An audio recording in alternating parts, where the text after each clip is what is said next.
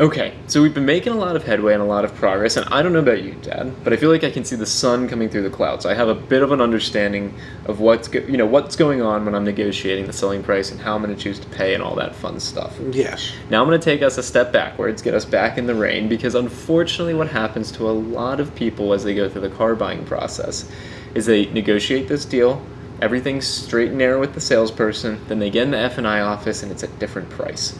And what can happen from time to time is the way that you choose to pay for a vehicle can absolutely impact what type of incentives are actually applied on the final purchase. Can you please explain this phenomenon, because it is very challenging to understand as a layman. I'll give you a perfect example. In today's world, there's a lot of captive lenders that are offering 0% financing. Well, if you don't choose to take the 0% financing, they might be offering, say, a $6,000 cash rebate.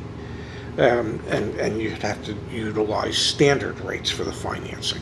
So if you base the selling price utilizing the rebates, the out-the-door price utilizing the $6,000 in rebates, and then you say, but I want the 0% financing, well, you can't have both, so you're going to have to give up the rebate in order to get the 0% financing. And what you need to do is have a calculator handy and see which is going to be cheapest for you, which impacts the payment. And because if you get a standard rate and the monthly payment is $50 higher or $75 higher, well, times how many months is that? And say it's $50 higher and it's times 72 months. Well, that's only $3,600. So you're better off doing that and getting the $6,000 rebate than giving up the rebate and doing the 0%.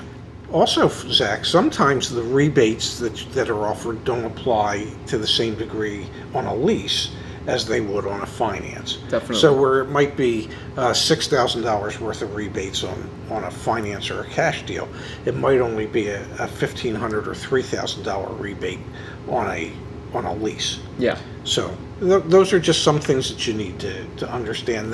Those are some of the reasons why the price could change once you decide with the finance manager how exactly you're paying for the vehicle. And I think it's really important that we don't paint in broad strokes, because this is traditionally on a program by program basis. Yes. There are some general rules of thumb. Like, for example, as of recording this, 0% does not mix with, you can't pair it with the $6,000 cash rebate. However, there could be circumstances where you are able to aggregate different incentives. And a lot of manufacturers and captive lenders will put out there, because they promote these things, like we talked about before in the manufacturer to consumer incentive area, there could be a laundry list of different incentives, where if you added them all up together, it might be like $10,000 off. Yeah. I can assure you, they're not all going to be applicable. Like, you might actually, qualify for each of them, but when you go to the finance and insurance office, you will quickly realize that it has small print that says, well, if you choose this one, you can't choose that one.